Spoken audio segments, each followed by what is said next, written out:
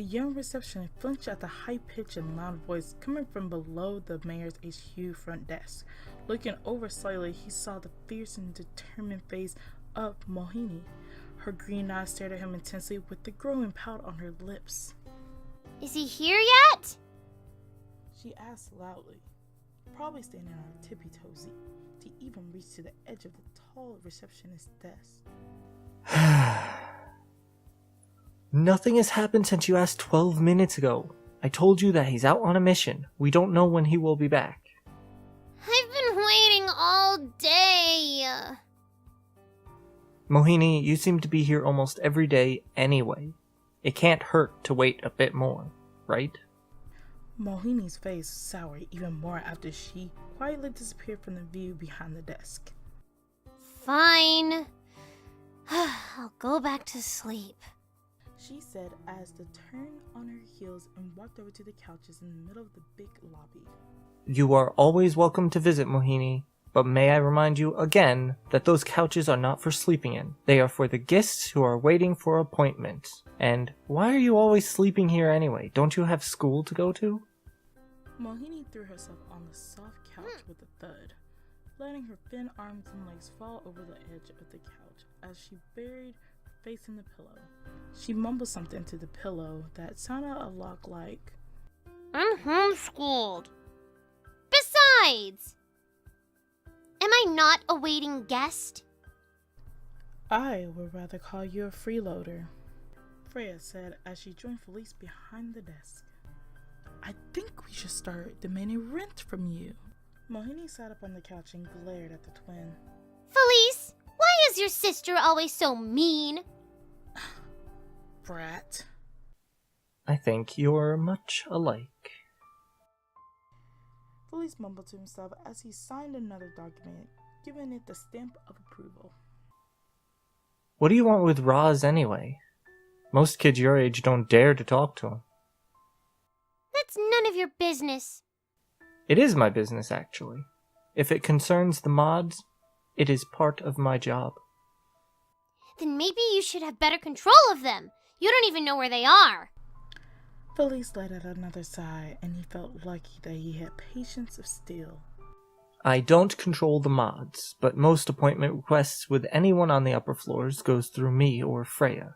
To my knowledge, you don't have an appointment, and you can't make one without a guardian with you.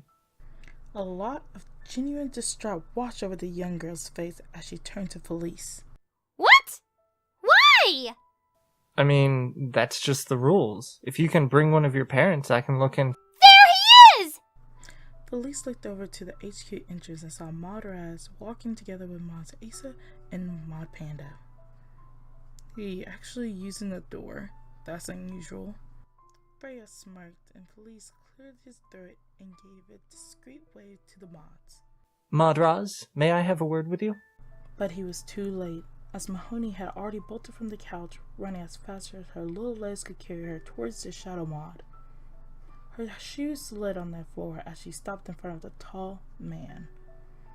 Raz looked down on the small girl. She could be no older than 9. Her hair was messy while her clothes were high quality. They were a bit dirty and ripped. Her big yellow green eyes looked up at him as her lips slightly moved like she was trying to find the correct words. Finally, she grabbed the arm of the mod, taking a deep breath. Can I borrow your helmet? Why? She looked at him in silence for a moment and slowly raised an eyebrow. What do you mean, why? Why do you wear a helmet? What does it matter to you? Because I don't want people to see who I am? I'm not giving you my helmet. You can find plenty of ways to hide your identity. Mohini slowly let go of the mod's jacket, seemed to be lost in thought for a moment. How? She asked quietly. Suddenly, she took a new and stronger hold of his jacket. Can you be my teacher? Somewhere in the room, the amused snickers of Asa and Panda could be heard. Raz just looked at her for a moment. I don't have time to babysit. This sort of thing takes a very long time. And what do you need training for anyways? Mohini let go of his arm once again and pouted. Her gaze fell to the floor. I just want to disappear. Looking up at the mod, her face turning angry. But why would you care? I bet you would be a bad teacher anyway. She stomped off back to the couches and then suddenly turned around towards the shadow mod. Well, I'm gonna ask you tomorrow again, so be prepared! Raz watches her, no shift in his posture to what she had just revealed. As she walked away, he tilts his head.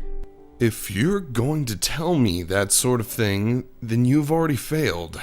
Now that I know you're coming, you think you're going to be able to find me? I will find you somehow! I will find you, and you will teach me! Then she sat down on the couch and crossed her arms. You'll see. She mumbled to herself and stared after the mods as they disappeared to the upper floors of the headquarters.